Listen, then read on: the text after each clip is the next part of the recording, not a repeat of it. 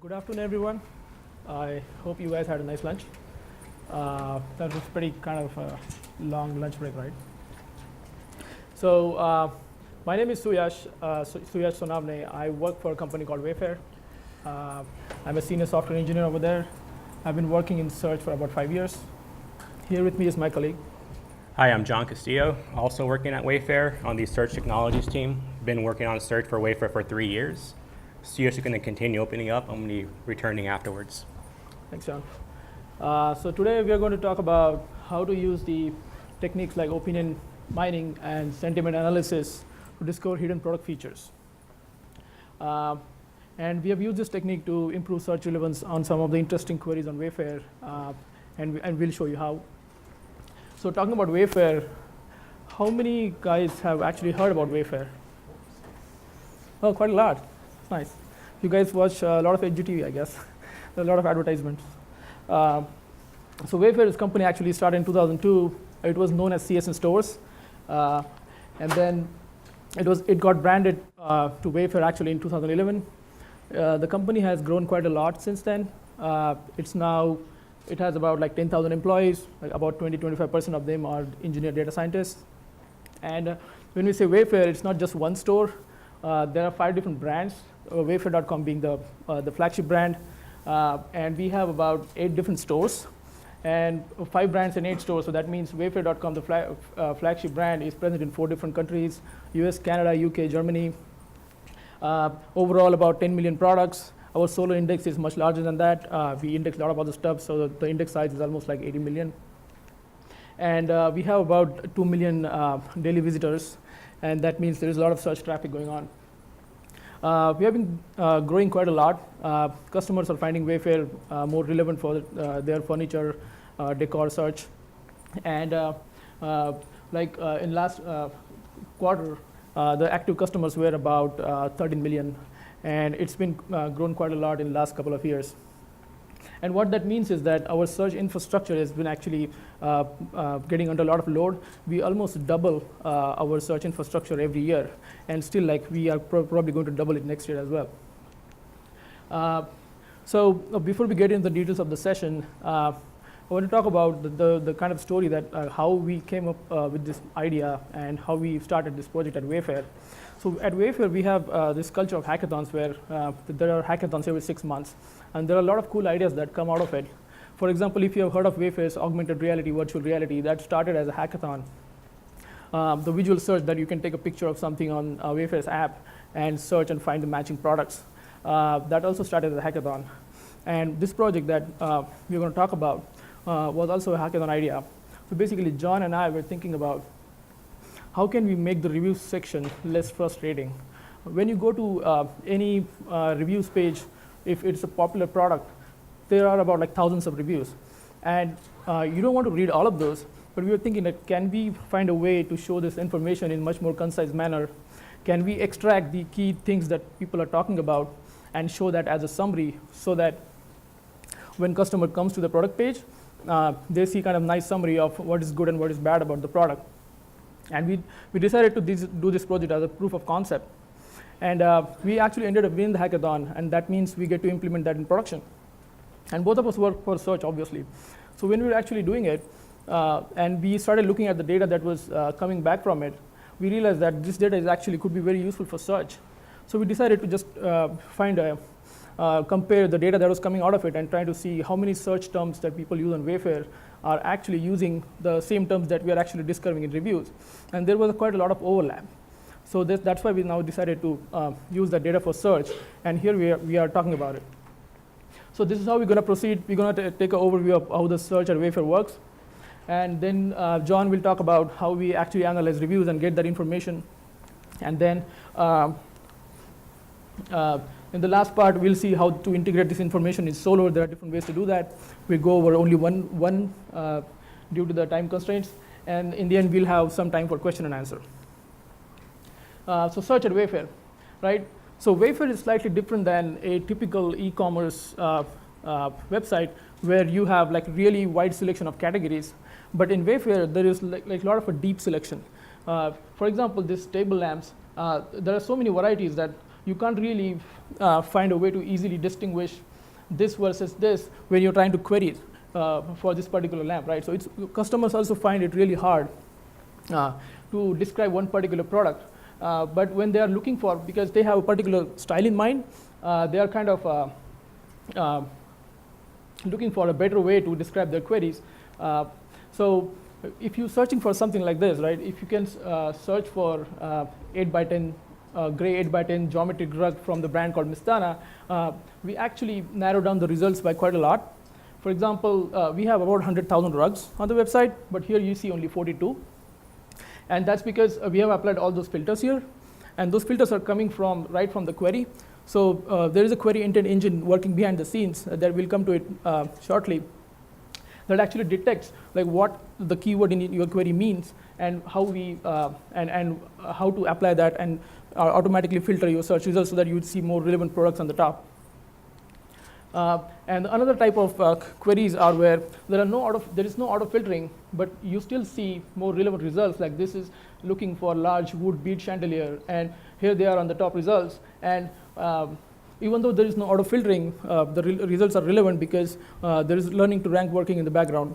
And there is another query classifier that I'll explain shortly. So here is how our query processing works. The query is first sent to the query intent engine. And the query intent engine actually contains a lot of semantic knowledge that I'll show like how we build that knowledge. And the semantic knowledge basically gives the query intent engine the ability to understand the meaning of each keyword in the search query. And then once it understands the meaning, if it's a filter, it sends that action to actually the search engine that will then show you the results. It also has a query classifier built into it, so that gives you kind of a distribution of what kind of classes this query typically belongs to. So for example, if you're searching for coastal room decor, that means you want to see products from decorative objects, wall art, and maybe pillows. And once the query comes to Solr Cloud, it uses learning to rank to re-rank your results and then show you the most relevant results. And then, so all the data that we talk about is coming from our product catalog, clickstream data, search query logs, and we use entity extraction, and also use the same data source to train the models, the query classifier, the learning to rank model. All these models are trained on the data, and this data is fed into the search engine system. And in entity extraction, we basically extract categories, attributes, brands, and dimension, and you saw in the first example like how we use this information to actually parse your query and apply automatic filters. So just to quickly summarize, the query intent engine is doing two different actions. It is either auto-filtering your results or providing a guidance to keyword search by giving the query classifier distribution. But then what about long-tail queries, right? The long-tail queries are a pain point for everyone. People have like a very mixed user experience for those. Some queries, the results are great. Some queries, the result is not great. And I'll talk about like why. These are some of the examples of the long-tail queries. I don't want to go into each, but let's look at this one, study end table, right? What's the problem with this query? It's clearly like about end tables. I can just show you end tables, right? But then how will you know which one is study? You can probably just hope that the supplier actually is using the word study in the product description, right? But let's see this, the other examples like recliners for dad, dog safe rugs. These, we call them as perception queries because the part of the query is based on the customer's perception of the product, and that perception may or may not be captured in the product description. So for example, look at this end table. Looks pretty sturdy, right? But the supplier is not actually using the word study in the product description. So what happens is that when you search for a study end table, this table is probably not going to be in the first, second, third, or maybe somewhere in the where the customers don't actually find it. And this is actually one of our best-selling end tables, and it is very relevant that if this is study, we should show it in the top page, right? Top search results. So let's look at the customer reviews for that product, right? And when it comes to customer reviews, people talk like about so many things.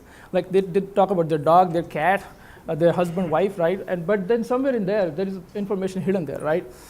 For example, these two reviews are talking about how they find this table was sturdy, right? But then the challenge is, how do you extract this information, right? This is completely unstructured. There can be misspellings.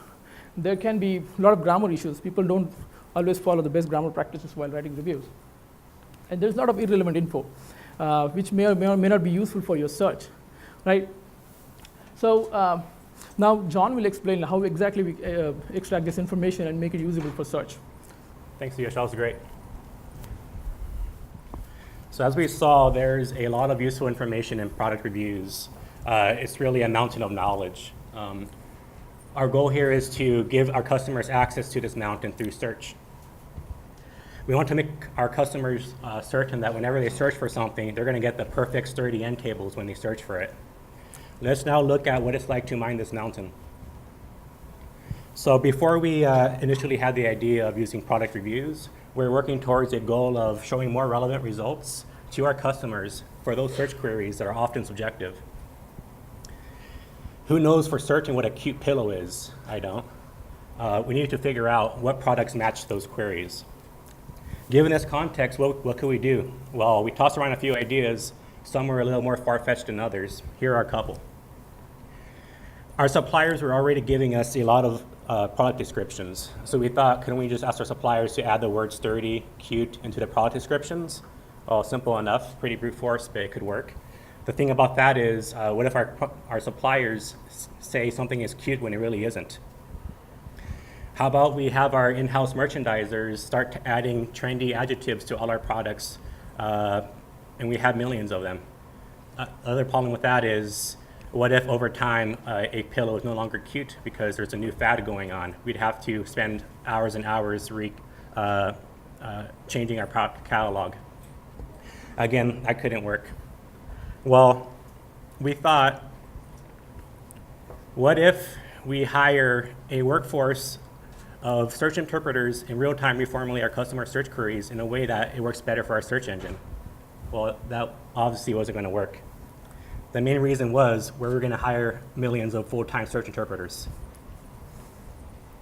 So we kept looking. After a while, it felt like we didn't have a solid lead. So the only thing was to give up and try something else.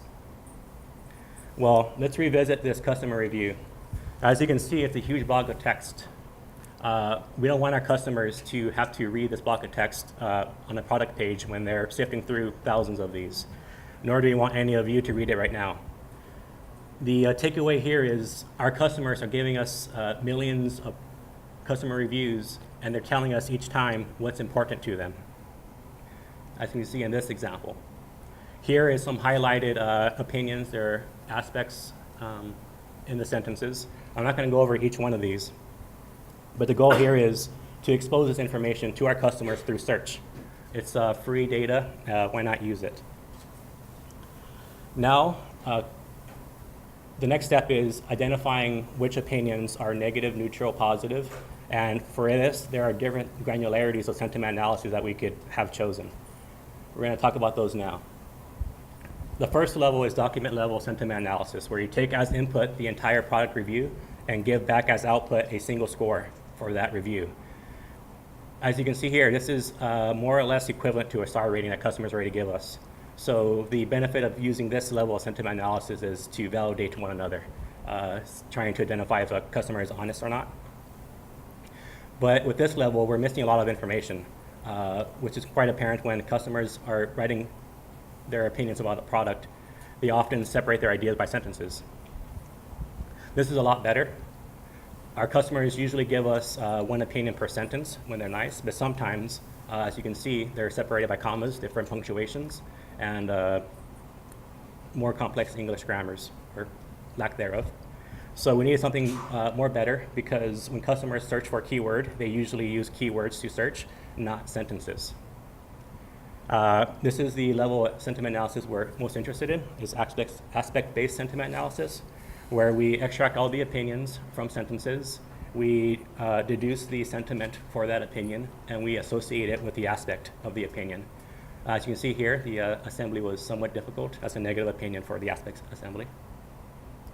Now that we've covered the basis of our sentiment analysis, let's take a minute to briefly discuss what the steps are to extract this information.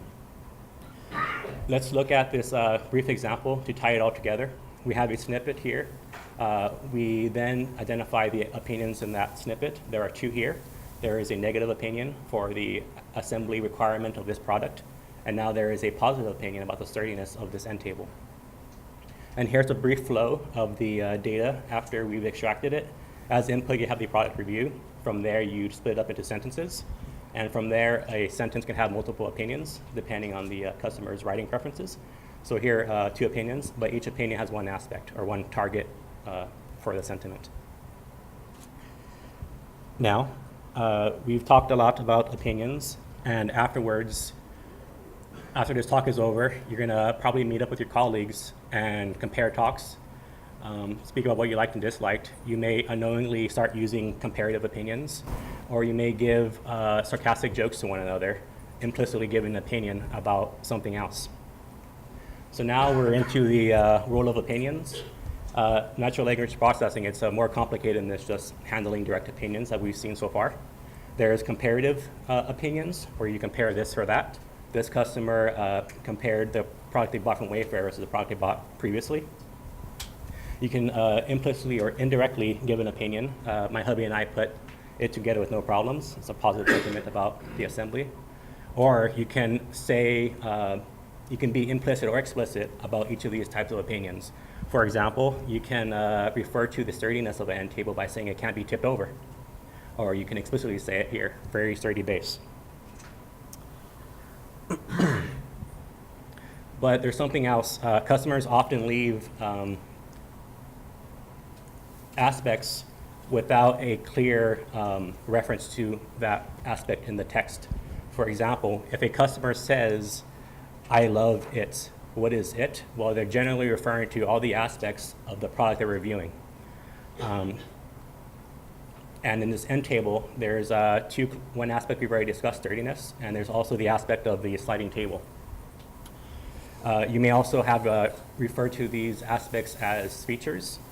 So we deal with features in our daily life every day. And these features reference our products. In literature that you might read, they're called entities. So our products have aspects to each entity. Now we're going to talk about a bit about the overall process of extraction.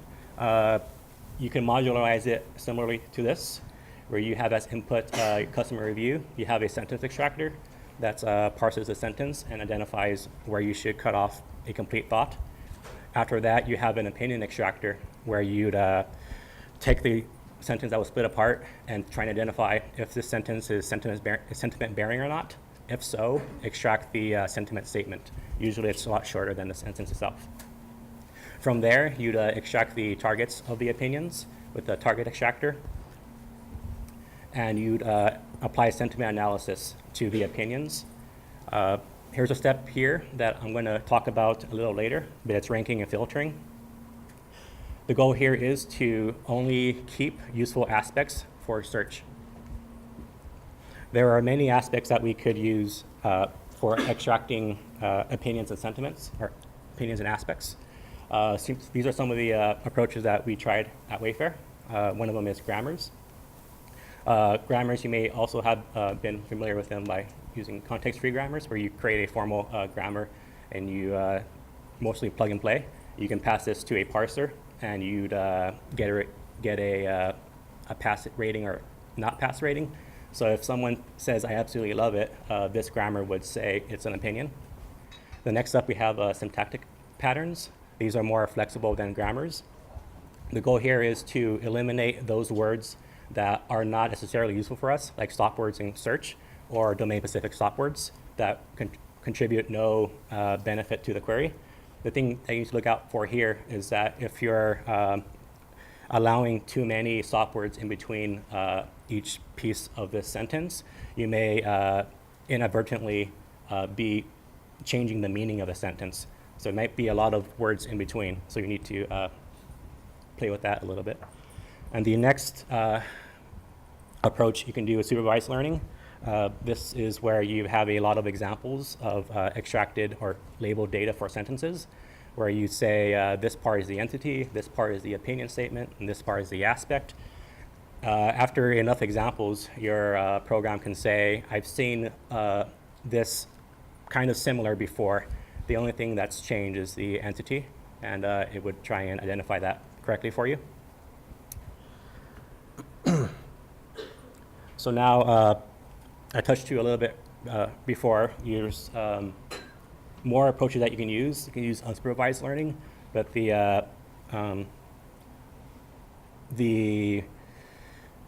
currently the negative about that, if it's just purely unsupervised learning, it doesn't correctly identify or separate aspects from their opinions. Yep, and you'd want to do a hybrid approach to this, where you'd have unsupervised learning to extract the this sentence here, the search is phrase, and then you have a supervised learning model to identify the components of that statement. And there's a few other models like Maxent LDA if you're interested. And there's something about these approaches that you need to keep in mind. Depending on your business case, it's okay to keep it simple. You don't have to go for the machine learning approach at first. If you business case or your corpus dictates, if your customers say they don't often use complicated opinions, they're mostly regular direct opinions, then going for a supervised learning approach or the hybrid unsupervised and supervised approach is maybe overkill for you. So it's part of the goal of this is to do your research and figure out what works best for your use case. In brief, sentiment analysis, there's two kind of sides of this. Direct way is you take your input, your opinion statements, you create a parse tree, and each word in it is dependent on the other. So you have sentiment scores for each piece, each word, and then as you aggregate up the tree, you start aggregating the sentiment scores. Eventually you have a score for your input sentence. Or you could go with the inferred way, use some label propagation techniques where you have a sentence, and depending on the variation of a new sentence that you've seen before or haven't seen before, you would have a cost function to start decaying the sentiment for the new sentence, depending on your label training data. Now we've talked about all the pieces of information we have. We have a huge data set of aspects now. Now we need to figure out which aspects are useful. As Suyash alluded to earlier, we have a lot of aspects where customers talk about their pets instead of an actual cat tree. They talk about their husbands and how they can't assemble this end table. So there's a lot of trash that we need to remove and catch those reviews where customers may stack the review content itself, jam a lot of words in there, and prevent it from having an overbearing influence on that aspect. So here are some main guidelines for this. We don't need all aspects. There's rarely a case where when you search for something and an aspect is mentioned only once, that you'd want to keep that in your search index. You need to be aware that some aspects for the same text, they may have different meanings across your product class. This means one word in a set of products is going to have a different meaning, different importance than the same word in a different set of products. And we need to get rid of those off-topic aspects from reviews. Here's an example of all those bullet points. Consider the aspect rigid for a table. It's good to have a rigid table for a table, but not so much for a mattress. And another example is color. Color is not important for a rug pad, as it hardly ever sees a light of day, but is important for your sofa. So being able to rank these aspects accordingly to your product class is very important.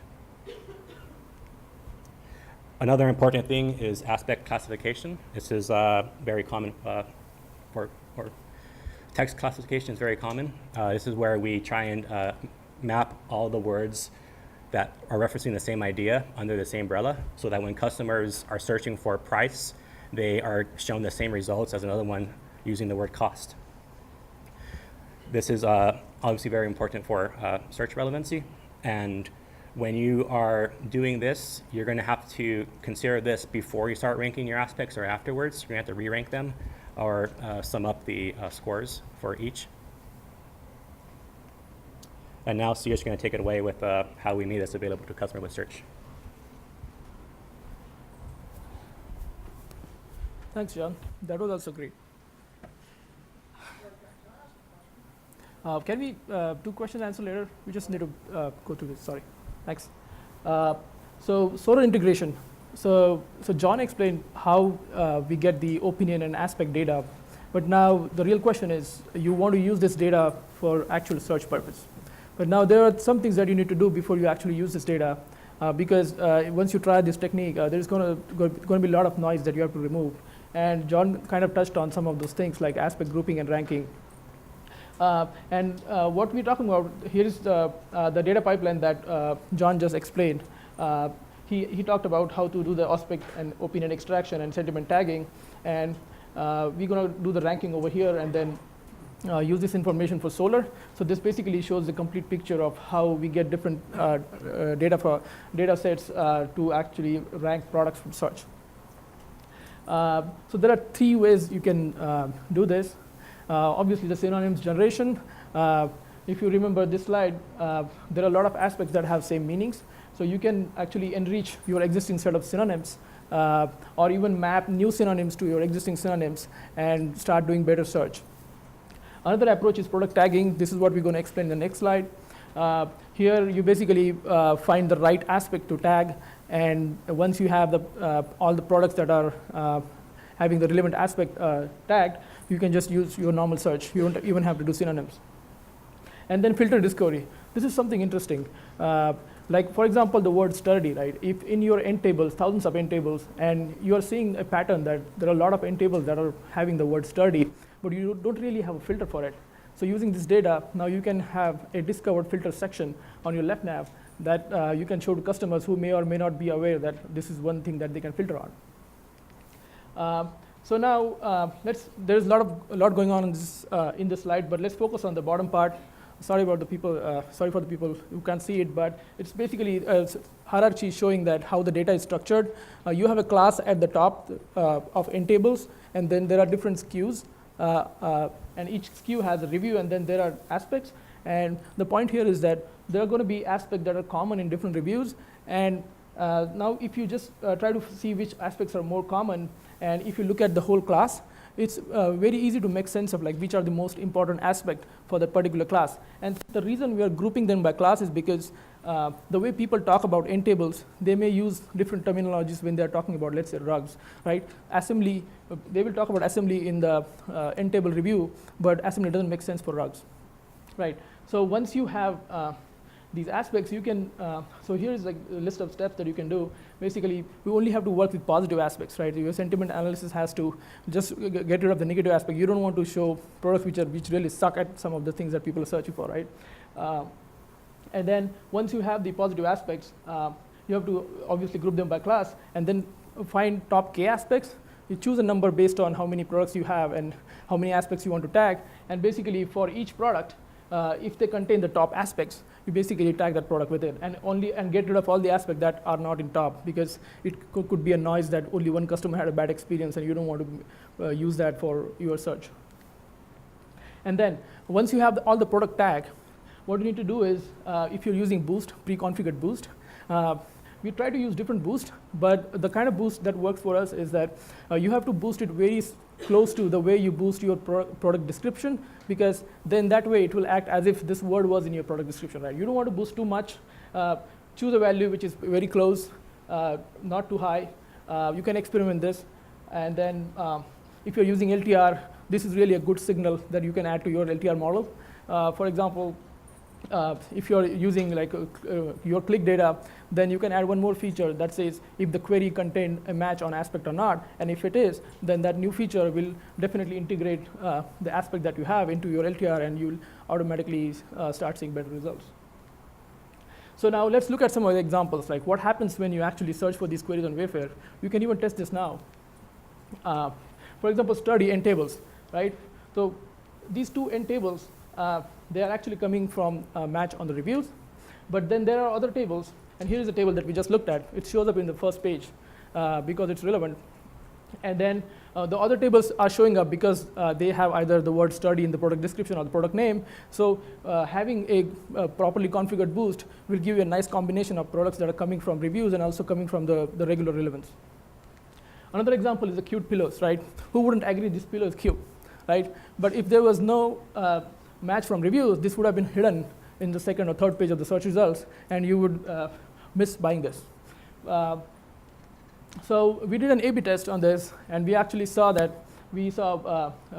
people are adding more products to cart if they have a match, and if they're trying to, sometimes people search something and they just close the page. So less people actually close the session, so the bounce rate was actually less, and that effectively means that there's more revenue coming from this feature.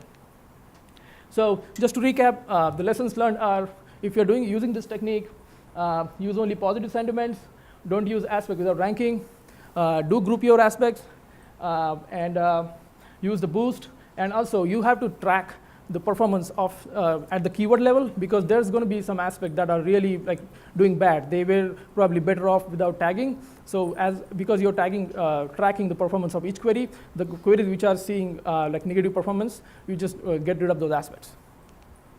And don't stop at search. This data is really useful for other things such as your merchandising teams. They can learn a lot about what customers like and dislike about the product. So they can offer a better selection by just looking at this feedback. Also, there are a lot of useful insights about what kind of products suffer damage more often. So your team which works on packaging and shipping can use that feedback to improve their service and pack the products better so that less customers often complain about it. And also, since you have this technique to extract opinions and aspects from a unstructured set, you can apply this to other data sets like feedback emails, to apply your social media interactions, and you can do a lot of wonderful things with it. Thank you. And we want to give a shout out to our colleague Brian, who is sitting here, who worked on Solr integration.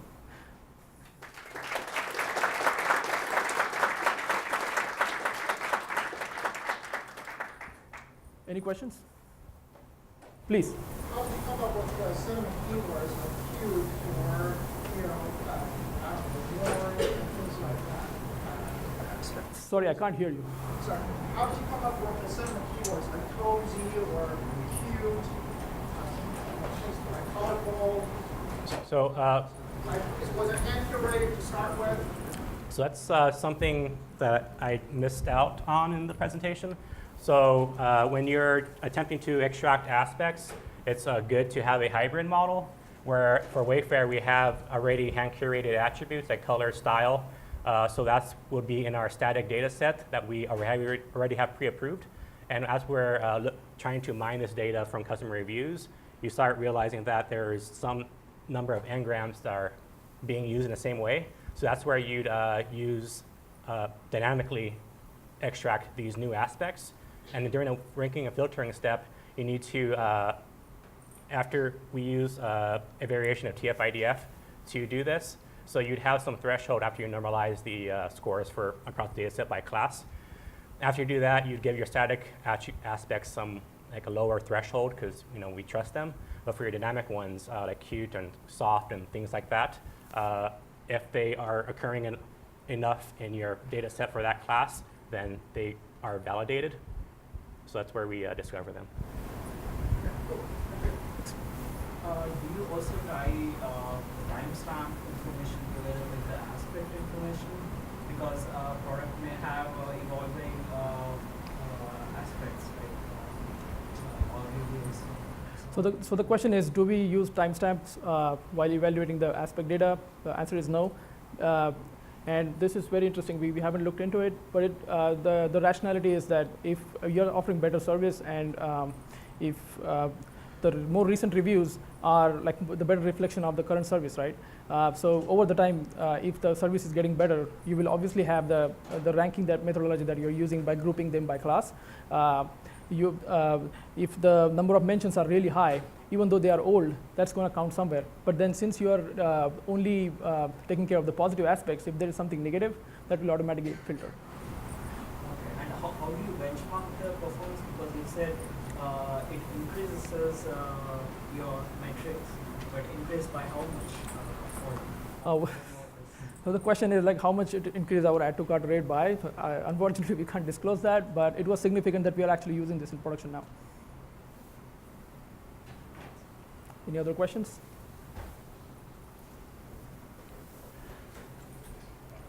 Okay. Cool. All right. Thanks Thanks, for coming, guys. guys. Thanks for coming.